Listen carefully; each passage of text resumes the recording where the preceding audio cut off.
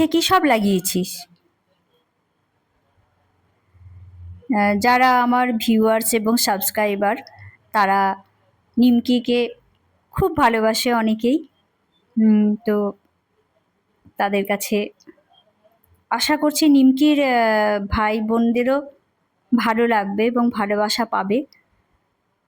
সকলের কাছে আমার অনুরোধ রইল, যদি চ্যানেলটি ভালো লেগে থাকে তবে লাইক, কমেন্ট, শেয়ার এবং সাবস্ক্রাইব করার।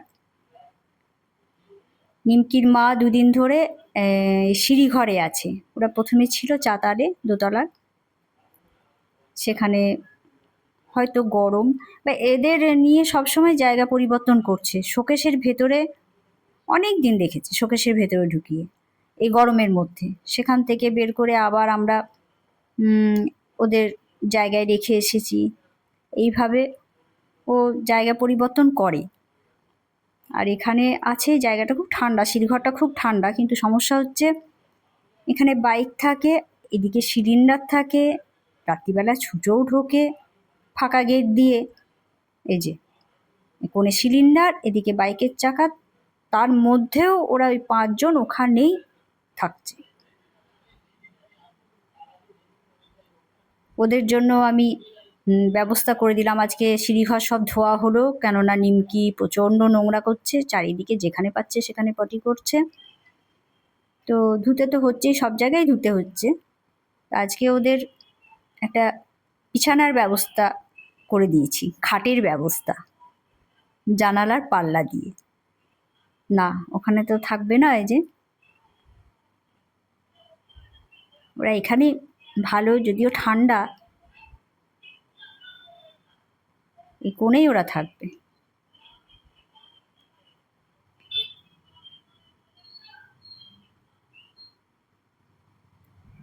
ছোট্ট ছোট্ট চোখ নিয়ে দেখে, খুব ভালো লাগে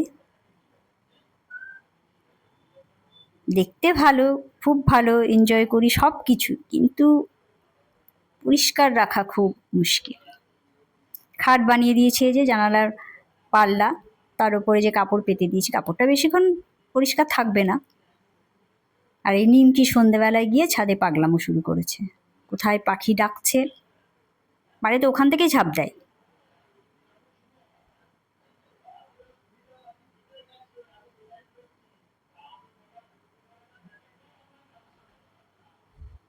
ছাদে আমারও সময় কাটে ভালো, নিমকিরও সময় কাটে ভালো, এই একটা ভালো জায়গা হয়েছে।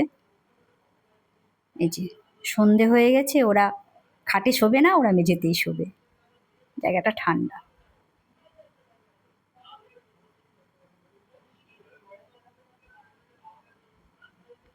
নিমকির ভাই বোনদের যদি ভালো লেগে থাকে জানাবেন অবশ্যই।